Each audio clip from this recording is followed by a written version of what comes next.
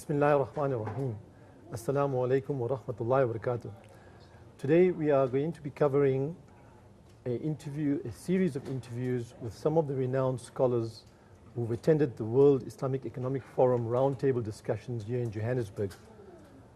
I have with me a guest by the name of Dr. Jamil Al-Jarodi, and I'd like to ask him to briefly introduce himself and his background, after which we'd like to have a few short questions and some discussion on aspects covered at the forum. Dr. Jamil, if you could briefly outline your background for us. Bismillah ar-Rahman ar-Rahim. Thank you for inviting me to this. But I would like to comment, I don't claim I am a scholar. I am a committed Muslim. I now practice Islamic banking since 1997, officially, although this has been a dear subject to myself all my life.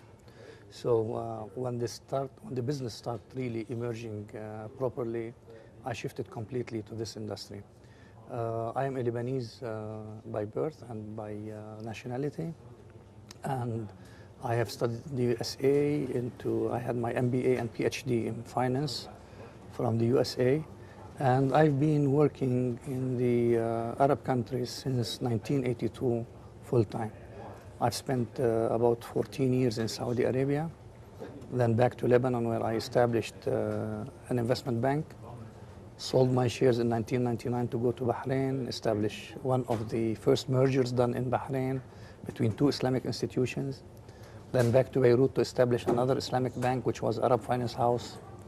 Then after the Lebanese war in 2006, I came back to Bahrain to establish WIEF Bank, which I've been managing since establishment. Well, I appreciate your modesty in saying that's not a scholar, but with that kind of introduction, you certainly are a scholar in our view. Alhamdulillah. Clearly, the Muslim world needs a lot of involvement and participation with the rest of the world in terms of the way the economies of the world are going. Islam, no doubt, has much to offer in terms of its Sharia-based economic environment, Islamic banking and finance, the takafuls, and from the sounds of what you've described in terms of your background, you've had exposure to a lot of these. So I'd like to ask you up front, in terms of the world economy and the way it's going, where we're trading and clearing with banking institutions, mostly in the West, is there an alternative that you see where clearing houses could be operating within Muslim nations?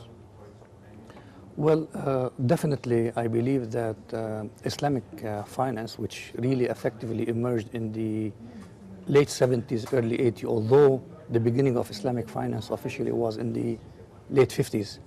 But actually when it became an industry, it started in the late 70s, particularly 1983.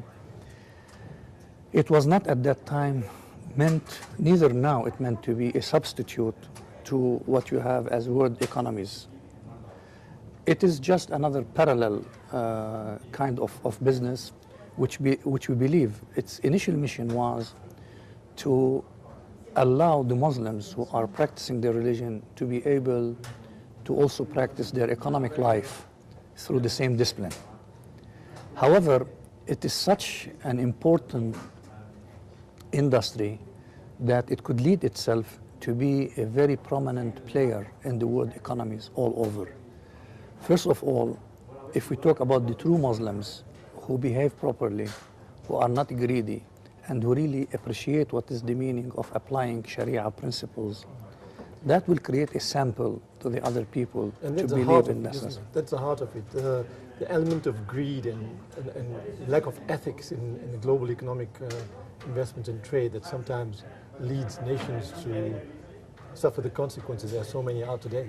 To an extent, that's true also, but we cannot deny the fact that also conventional banks had ethics among themselves. I mean, when you talk about banking industry in general, it is an industry which should be really based on ethics, because if you don't trust your financial advisor, you cannot do business with him. You as an individual or as a corporation, you are exposing too much information to the bank, supposedly, for the purpose of getting a certain financial support. Do you separate that, the aspect of banking from trading?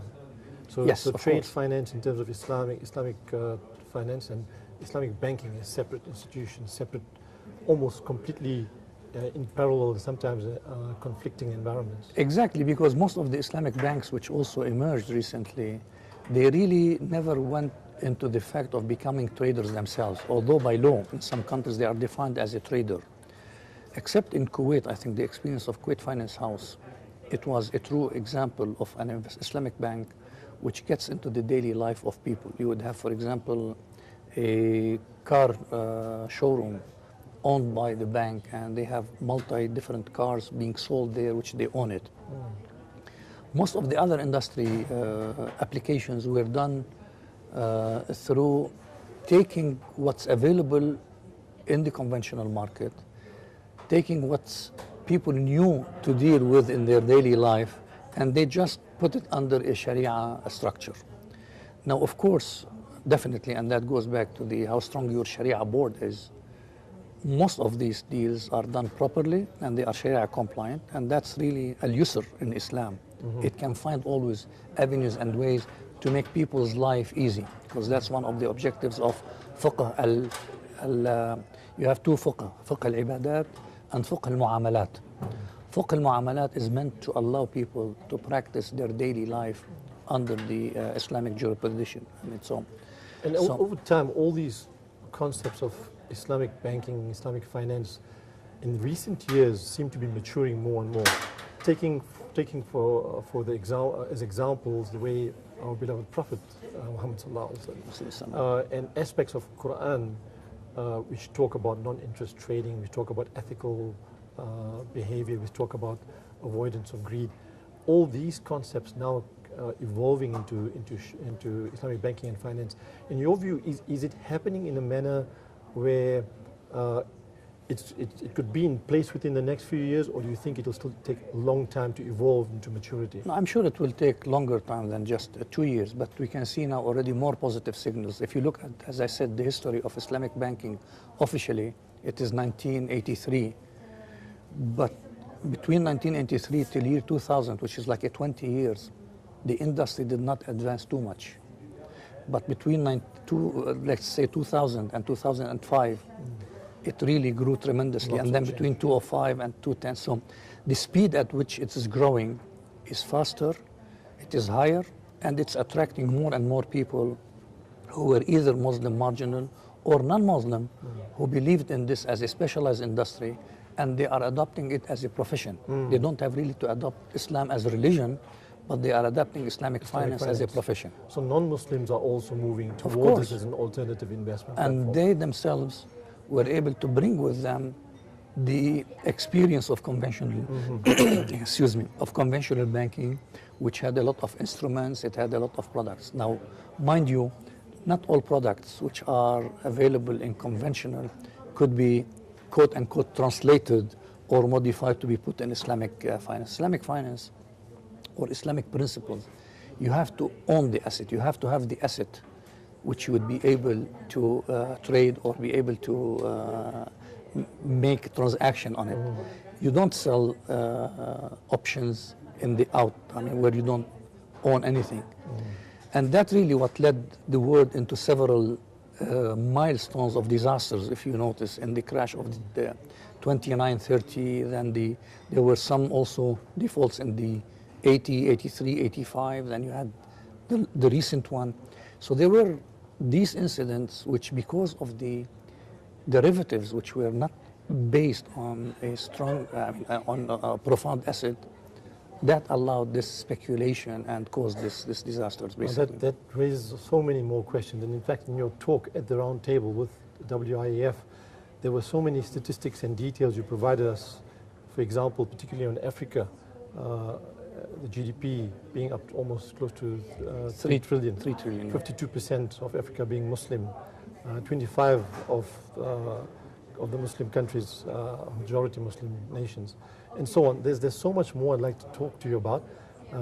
Unfortunately, we're limited by time, but I'd really appreciate you sharing with us some of the information that you presented here, and we will try and then put it through another documentary or some more detail covering your talk.